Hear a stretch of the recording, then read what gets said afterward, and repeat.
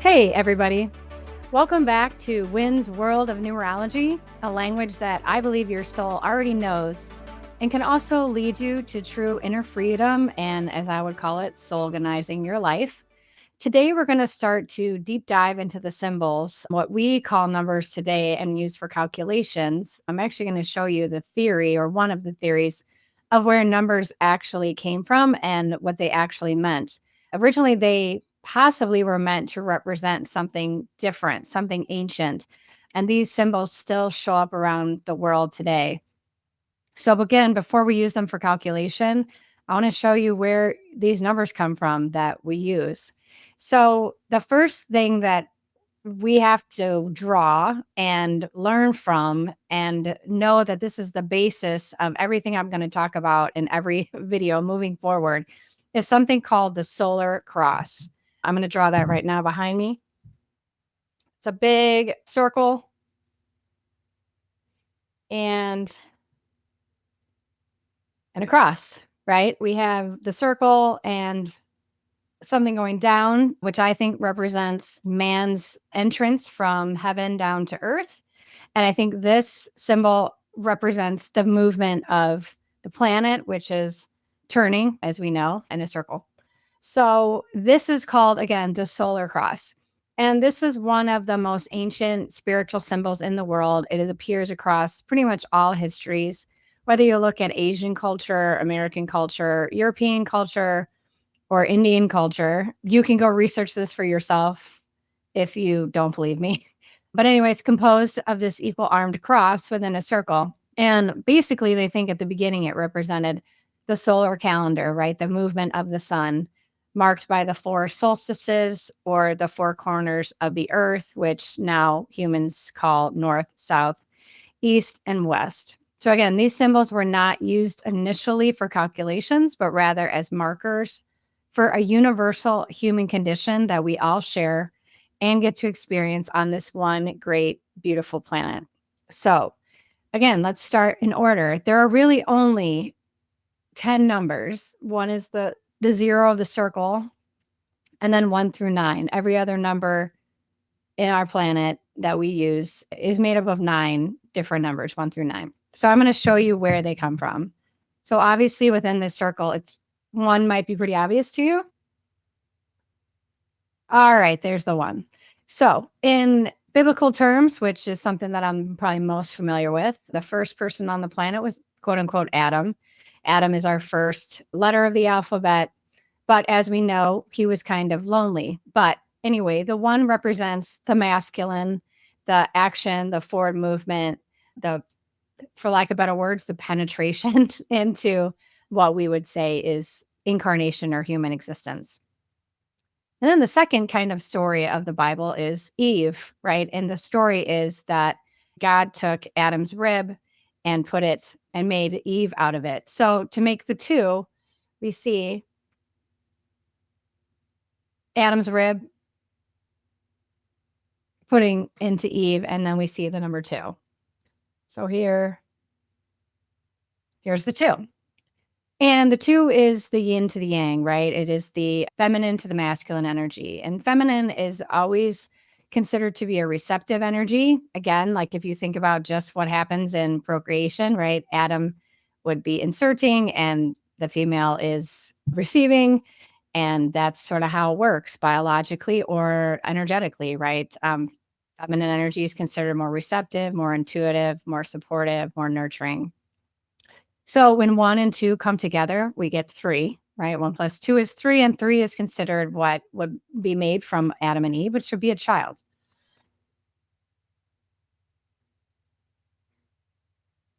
And the 3 is considered the fun, lighthearted, joy of life type of energy, taking the very best it can from the parents, right? The 1 and the 2. So the 3 is meant to be the lightest in the room and, again, to take the best from their parents and try to move forward. So after you've been running around like crazy, like a little kid, we need discipline, right? We need order. We need somebody to come in and help us get ourselves straight. And that's where you see the 4. Right, so here you can see the 4, and the 4, it would be like the jockey on the wild stallion, right? This just pure joy of running, pure joy of living. 3, and the 4 will come down and say, all right, let's add some discipline, some focus, and get you running straight.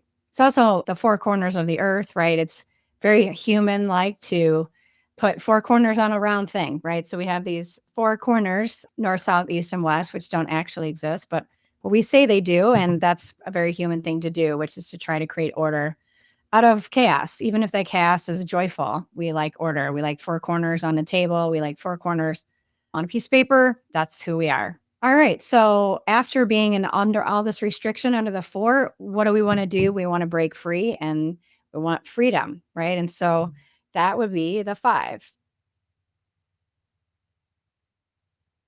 So the 5's job is to break away from the limitations of the 4. Does that make sense? Want to break free from those limitations. You can see it's on the other side of the circle here and really taking up a very different space than the crowded 4. It's also facing this way, which we would assume is more forward movement, and the 4 is kind of in the background. This also represents our 5 senses, right? We have 5 fingers, usually 5 toes, 5 senses. And really, the 5's job is to just have physical, fun experiences. Move around the earth and do everything you can to have adventure and benefit from that freedom. All right. So, after all of that fun, we need to sit down and become a little more responsible. And so, we see the 6 come in. So, here's the 6. And the 6th day in the Bible, there's a story that God created man. So 6 is really the caretaker of the people around them, right? Wanting to take responsibility, maybe wanting to, have a family, maybe being oriented towards, nurturing or caring for others. The 6 energy is really to kind of come in and say, all right, all you kiddies 1 through 5, let's get together and let's make a family. Let's do something as a community. Let's be together here. And that leads us to 7. So here's 7. It's really looks like the one with the tail on it, right? So here's the 7. And 7 is a very sacred number. It's something that we see often. There are 7 colors of the rainbow. There are 7 days of the week. There are 7 chakras. 7 is, the sacraments in Catholic religion. So 7 ends up being sort of this mysterious sacred number. And it's very self-reflective, very inside, like, what does this all mean? What are we doing here? So after having a family and, taking care of your community, the 7 goes inward and says, what is this all about? What does this all mean? Right. And tries to reflect on the perfection of everything that they've experienced and that it all has meaning. Right. And so on the Bible, God says, on the 7th day, he rested. And it's just sort of that reflective type of energy after all the movement of the 1 through 6. All right. And then we get to 8, which is really powerful. And you can do the 8 this way, or you can do it this way. And the 8 is really what happens after I've done all this self-reflection. How do I create true power on earth? And the 8 can often look like personal gain, like how many boats can I get or cars or whatever, or it can create very powerful situations for other people, right? Like create a non-for-profit or create a company that employs people and gives people the opportunity to, expand their own lives through those resources. And so the 8 is very powerful in that way. It's also the infinity symbol. Sometimes we see that, and that usually means I go up to heaven, I ask for what I want, and I come back down. So 8 is often associated with abundance or manifestation. Very special number. Takes up the whole symbol. All right. And now we're getting to the end of the 1 through 9 numbers. And that's exactly what 9s are about. They're about endings, right? So they're up here. Here's the 9. And the 9 in a cycle would symbolize the end of something, right? Like a completion, like 2025, we're in an ending. 2 plus 0 plus 2 plus 5 is 9. And that's sort of an ending year of things that just aren't going to work for us anymore. They were good learning things, but we just don't need them anymore, right? It's time to move on from junior high to high school or from high school to college or whatever. There's a real ending that happens. And it's not that you're dying, it's more that something is falling away that just doesn't help or serve us anymore. When it's in a person's chart, sometimes it can look very different. It can look like a humanitarian number.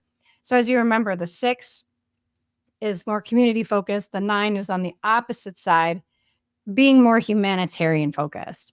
So it's more interested in, making sure that everybody has clean water, not just my family. So the 9 can also look very humanitarian.